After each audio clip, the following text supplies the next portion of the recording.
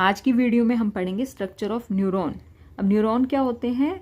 Nervous system की जो structural and functional unit होती है वो न्यूरॉन ही होती है। ठीक है, ये हाईली स्पेशलाइज सेल होती है जो कि नर्व इम्पल्सिस के ट्रांसमिशन के लिए रिस्पॉन्सिबल होती है। मतलब जो नर्व इम्पल्सिस का ट्रांसमिशन होता है वो न्यूरॉन की वजह से ही होता है। नेक्स्ट है पार्ट्स ऑफ न्यूरॉन। न्यूरॉन के 3 पार्ट्स होते हैं। साइटोन, जिसे सेल बॉडी भी बोलते हैं, सेकंड है axon and third is myelin sheet.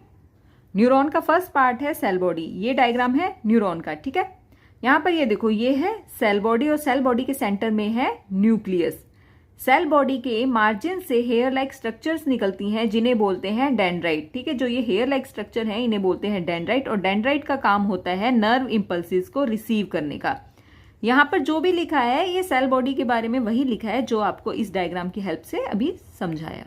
Neuron का सेकंड पार्ट है एक्सॉन। इस डायग्राम में देखो, ये जो ट्यूब लाइक स्ट्रक्चर है ये एक्सॉन ही है। ठीक है, ये सेल बॉडी है और सेल बॉडी के यहाँ से एक ट्यूब लाइक स्ट्रक्चर निकल रही है जिसे बोलते हैं एक्सॉन। एक्सॉन को न्यूरॉन की टेल भी बोलते हैं। एक्सॉन के एंड से फाइन हेयर लाइक स्ट्रक्चर्स निकलती हैं जिन्हें नर्व एंडिंग कहते हैं और इन्हें एक्सॉन टर्मिनल्स भी बोलते हैं। अब इन नर्व एंडिंग का काम ये होता है कि जो नर्व एंडिंग है ये नर्व इम्पल्सिस को एक न्यूरॉन से दूसरे न्यूरॉन में ट्रांसफर करने का काम करती हैं। न्यूरॉन का थर्ड पार्ट है माइलिन शीट। ये डायग्राम देखो, ये डायग्राम न्यूरॉन का ही है। यहाँ पर ये एक्सॉन है, एक्सॉन के ऊपर एक इंसुलेटर कवर होता है, उसे ही बोलते हैं माइलिन शीट। ये जो माइलिन शीट है ये एक्सॉन को प्रोटेक्ट करके रखती है। नेक्स्ट हम पढ़ेंगे ट्रांसमिशन ऑफ नर्व इम्पल्सिस या फिर कह लो फंक्शन ऑफ न्यूरॉन्स। यहाँ पर ये 2 डायग्राम है और दोनों ही डायग्राम न्यूरॉन के हैं। ये फर्स्ट न्यूरॉन है, ये सेकंड न्यूरॉन है।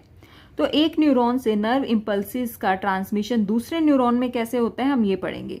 देखो, हमें पता है जो डेंड्राइट है वो नर्व इम्पल्सिस को रिसीव करते हैं। डेंड्राइट से नर्व इम्पल्सिस जाते हैं सेल बॉडी में, सेल बॉडी से जाते हैं एक्सॉन में एंड एक्सॉन से जाते हैं नर्व एंडिंग्स में। ठीक है, अब देखो जो नर्व इम्पल्सिस हैं वो यहाँ पर आ गई हैं नर्व एंडिंग्स में। अब नर्व एंडिंग से ये दूसरे न्यूरॉन के डेंड्राइट में चली जाएंगी। ठीक है, अब वो पॉइंट जहां पर फर्स्ट न्यूरॉन की नर्व एंडिंग दूसरे न्यूरॉन की डेंड्राइट से मिलती हैं उस पॉइंट को बोलते हैं साइनेप्स, और इसी पॉइंट पे ही नर्व इम्पल्सिस का एक न्यूरॉन से दूसरे न्यूरॉन में ट्रांसमिशन होता है।